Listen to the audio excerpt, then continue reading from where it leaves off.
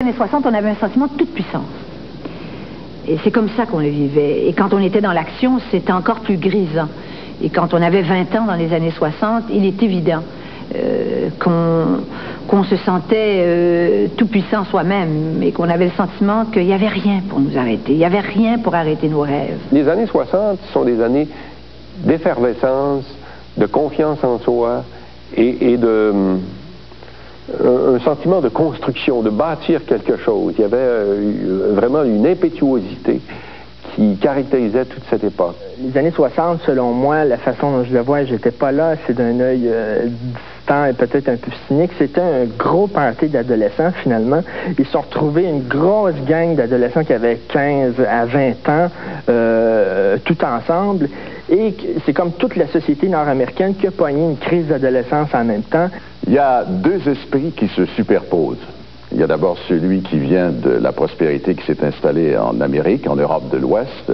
On a commencé à inventer la société de consommation.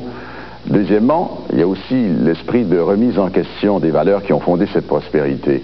La jeunesse qui était glorifiée au début des années 60 s'est mise à contester. Qu'est-ce qu'une révolution? C'est une transformation rapide et radicale de l'organisation sociale et des mœurs d'une société. C'est ça une révolution.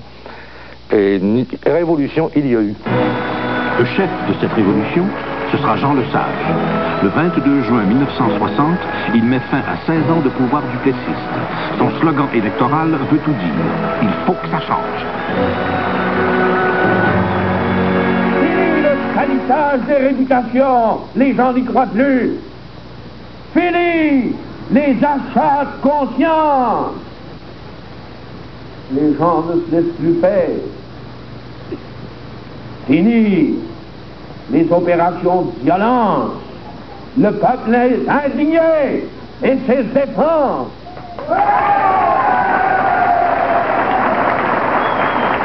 Mesdames, messieurs, ce sont tous là des signes de la libération qui sera... 22 juin 1960, l'Union nationale est défaite. C'est un grand soir. C'est notre prise de la Bastille à nous, quelque chose de nouveau qui allait se passer.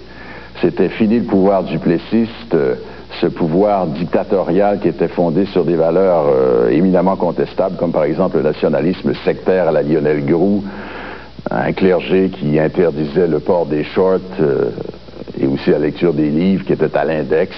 Fini aussi, on espérait, le régime de la corruption politique. Duplessis qui massacrait les grévistes à Asbestos, c'était aussi celui qui, par exemple, se vantait, c'était drôlement arrogant, de n'avoir jamais lu un livre, ou alors qu'il disait que nous étions des Français améliorés.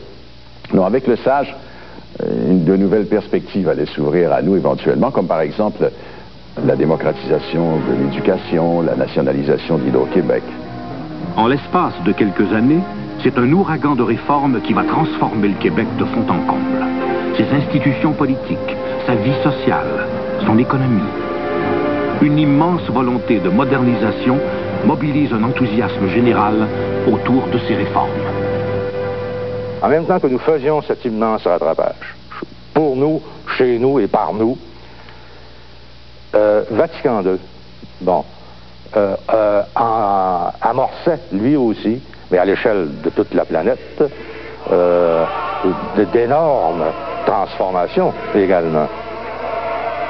Et il est donc arrivé ceci, que nous avons, en même temps que nous secouions notre barque et que nous faisions notre propre houle, nous avons été rejoints par la houle, une beaucoup plus grande de la transformation de tout l'Occident. L'avenir est là, enfin. L'Église perd pied face au monde moderne. Les anciennes réponses ne tiennent plus. À la messe du dimanche, il y a de plus en plus de bancs vides. L'Église n'est plus la gardienne des valeurs qu'elle a toujours été. C'est ailleurs que la nouvelle génération cherche son inspiration. Dans les grandes idées qui agitent le monde. Mais aussi chez un président américain comme on n'en avait jamais connu. John Kennedy, c'était le président pour les années 60. Il y avait une belle femme, de beaux enfants. Il y avait un sourire éclatant. John Kennedy incarnait la jeunesse, la confiance dans l'avenir, la richesse des États-Unis, la volonté de transformer le monde. Ask not what your country can do for you. Ask what you can do for your country.